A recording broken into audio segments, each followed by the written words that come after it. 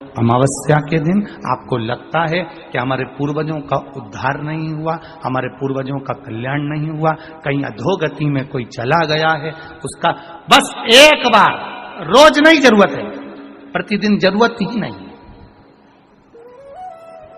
महीने में एक बार अगर अमावस्या के दिन भी आपने चंदन के थोड़ा सा चंदन अगर मेरे देवाधिदेव महादेव को 7 स्थान पर समर्पित किया है। अशोक यहाँ पर वर्णन कर रही है, मैना, धन्य और कला की कथा कर रही है। तीनों ने सनकादि ऋषियों से मांगा। चंदन भगवान को अति प्रिय होता है और चंदन ही एक ऐसा होता है जो पितरों को भी प्रिय होता है, जिसका स्पर्श मात्र लगने से पूर्वजों का कल्याण हो जाता है। वो चंदन का 7 स्थान शिवलिंग के बताए हैं, जहां पर भूल से भी अगर कोई चंदन की उंगलियां लगा देता है, 7 स्थान ऐसे हैं जहां चंदन की मात्र उंगलियां लगा देने से ही शिव पितृलोक के पितरों को मुक्ति प्रदान करके वैकुंठ लोक का निवास दे देते हैं। 7 स्थान।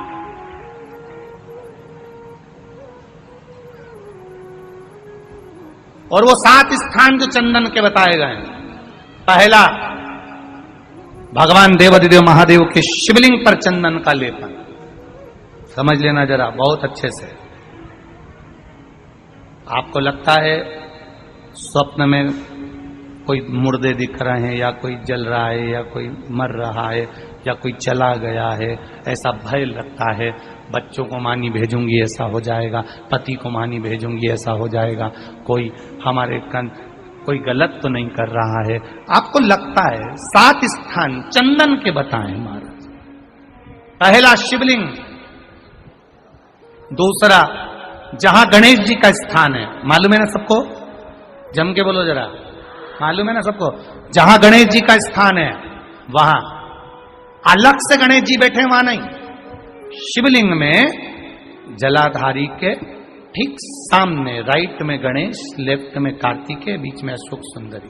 तो पहला चंदन बाबा के शिवलिंग पर, दूसरा गणेश जी पर चंदन की उंगली, तीसरा षडानंद कार्तिकेय पर चंदन की उंगली, चौथा अशोक सुंदरी पर चंदन की उंगली, पांचवा जलाधारी पर चंदन की उंगली, छठा जो शिवलिंग का जल बह रहा है इसके ठीक विपरीत की ओर चंदन की उंगली, और 7वां चंदन नंदी के मस्तक के ऊपर जो 2 सींग लगे रहते हैं उस पर चंदन की उंगली।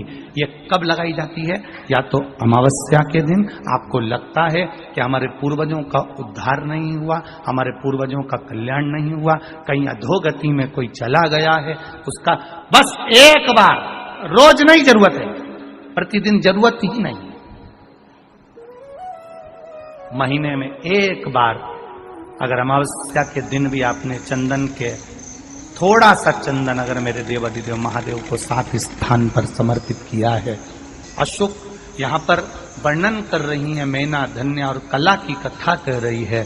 तीनों ने सनकादि ऋषियों से मांगा। चंदन भगवान को अति प्रिय होता है और चंदन ही एक ऐसा होता है जो पितरों को भी प्रिय होता है, जिसका स्पर्श मात्र लगने से पूर्वजों का कल्याण हो जाता है। वो चंदन का। आपके घर में पितृदोष है, आपको ऐसा महसूस होता है, आपको लगता है, तो किसी भी नवरात्रि के पहले जो अमावस्या पड़ती है, मान लो अपन अमावस्या पड़ी, आप एक अंदाजा लगाइए, तो जिस दिन अमावस्या रहे उस दिन चावल की कटोरी में एक कपूर का टुकड़ा रख दीजिए महाराज, छोटा सा, और कपूर का टुकड़ा रखकर उस कपूर को दरवाजे के बाहर कटोरी में ही, चावल रखी हुई कटोरी में ही उसको पितरों का स्मरण कर कर जला दीजिए। और जलाने के बाद उस चावल को कहीं भी किसी भी वृक्ष की छांव में पक्षियों के लिए डाल दीजिए। शिव महापुराण की कथा कहती है, अगर मान लो पितृ आपको कष्ट दे रहे हैं, पितृ आपको तकलीफ दे रहे हैं, कोई काम नहीं होने दे रहे हैं, या कहीं आपको ऐसा लगता है कि पितरों का दोष है, तो वो पितृ दोष देवी, अब ये जो आप करेंगे ये कब कर रहे हैं? अमावस्या के दिन आप उसको रख रहे हैं। अमावस्या के दिन उसको रखकर रात भर आपने रखा कपूर के साथ में, सुबह एकम पड़ गई, नवरात्रि लग गई, उसी दिन उसको जलाकर आपने पटक दिया। अर्थात उससे देवी और पितृ इन दोनों का आशीर्वाद जो प्राप्त होता है, तो घर में से पितृदोष समाप्त होकर लक्ष्मी की वृद्धि प्रारंभ हो जाती है, कार्य में सिद्धता आ जाती है।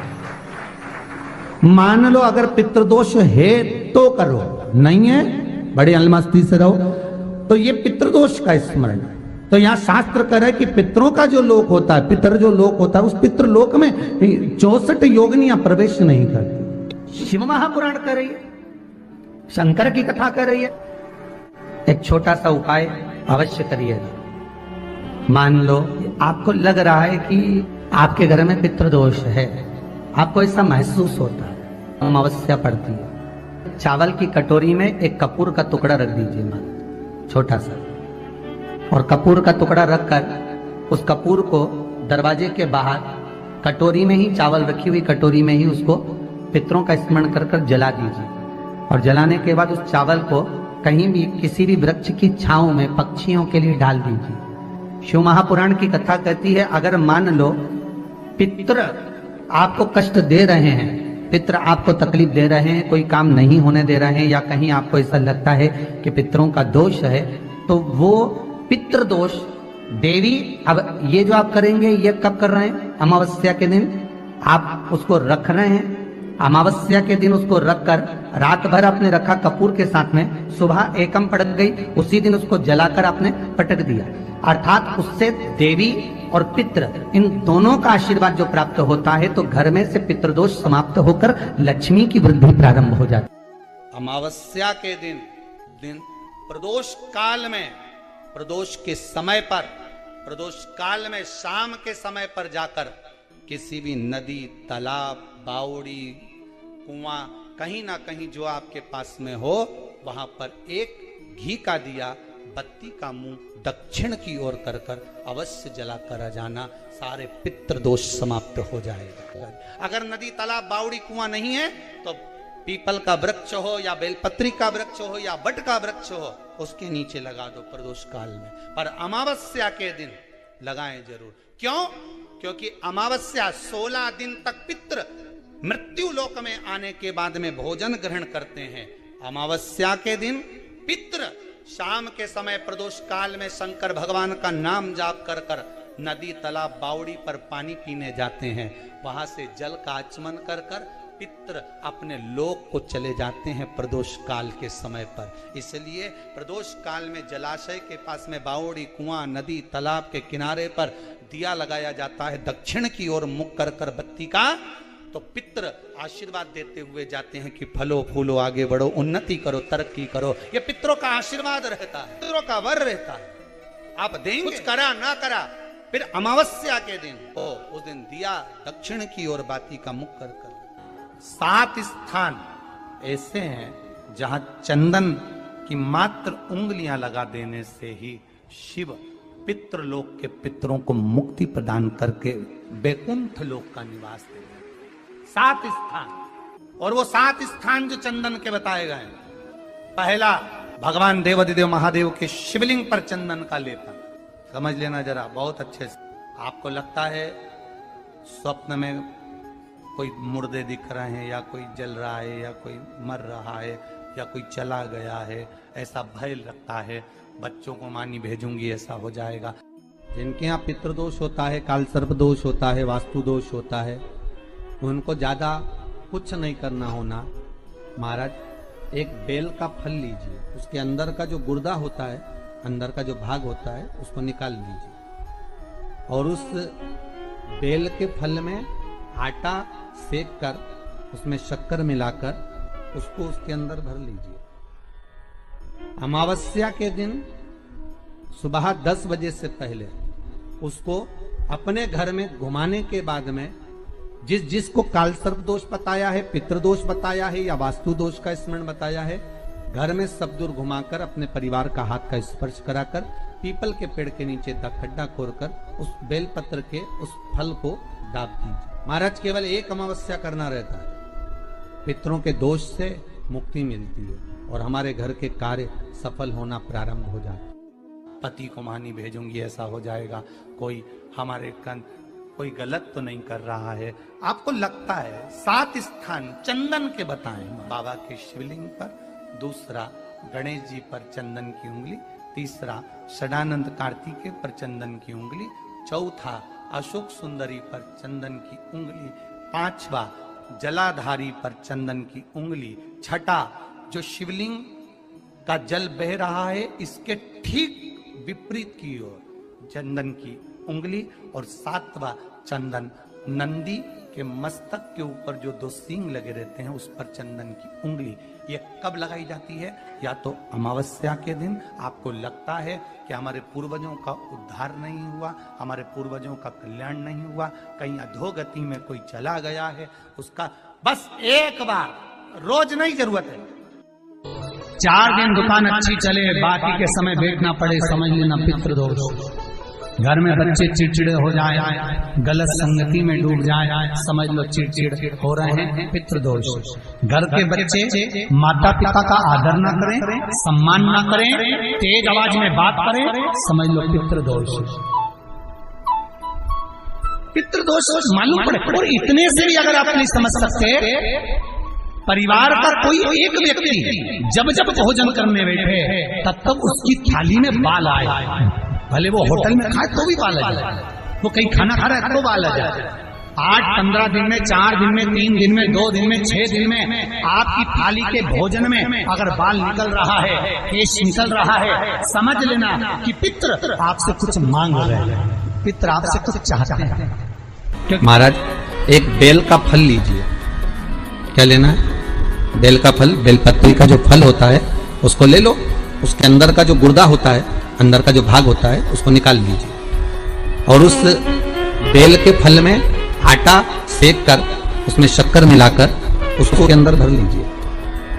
अमावस्या के दिन सुबह 10 बजे से पहले उस बेल फल में जिसमें तुमने पंजेरी भरी है, आटा सेक कर भरा है शक्कर के साथ में, उसको अपने घर में घुमाने के बाद में जिसको कालसर्प दोष बताया है, पितृदोष बताया है या वास्तु दोष का स्मरण बताया है, घर में सब दूर घुमाकर अपने परिवार का हाथ का स्पर्श कराकर पीपल के पेड़ के नीचे खड्डा खोदकर उस बेलपत्र के उस फल को दाब दीजिए। महाराज केवल एक अमावस्या करना रहता है, पितरों के दोष से मुक्ति मिलती है और हमारे घर के कार्य सफल होना प्रारंभ हो जाते हैं। कार्य की सफलता होती है, कार्य में सफलता प्राप्त होने लगती है। हम तो कई बार कहते हैं महाराज जी, अगर ऐसा लगे किसी औषधि को आप ले रहे हैं, मालूम पड़े कि औषधि आपको लग नहीं रही है, शिव महापुराण की कथा करेंगे, मान लो औषधि आपको नहीं लग रही, आपने औषधि बहुत दिनों से ले रहे हो, कोई दवाई, मान लो आप किसी भी दवाई को ग्रहण कर रहे हैं और वो औषधि लगी नहीं रही है, वो शरीर को लगी नहीं पा रही और आप ठीक ही नहीं हो पा रहे, 15 दिन हो गए, 8 दिन हो गए, बताओ उतना की उतना ही फेटरिना है, उतना ही उतना अपना भरा हुआ, वही की वही लीवर, वही की वही किडनी, वही की वही स्मरण, समझ कुछ वही वही है, उतना की उतना ही। बीपी भी ऊंचा नीचा चल रहा है पर लेवल में नहीं आ रहा, शुगर भी लेवल में नहीं आ रही, तो प्रयास करा करो महाराज, बेलपत्री के फल का जो गुर्दा है, अंदर का जो भाग है फल का, उसको पानी में गला लीजिए और प्रदोष कम से कम प्रदोष नहीं हो और बीमारी जरा दवाई लगी नहीं रही हो तो बिना प्रदोष के भी कर सकते हो, उसको पानी में गलाइए, आधा घंटा पानी में, जैसे आपको सुबह मंदिर जाना है 10 बजे, तो सुबह स्नान कर कम से कम 6:30-7 बजे उसको पानी में गला दीजिए और उस बेले के फल का गुर्दा से गला हुआ पानी शिव जी को ले जाकर समर्पित कर दीजिए। महाराज उस पानी में से थोड़ा सा 1 चम्मच पानी शिव जी पे चढ़ा हुआ लेकर आ जाइए।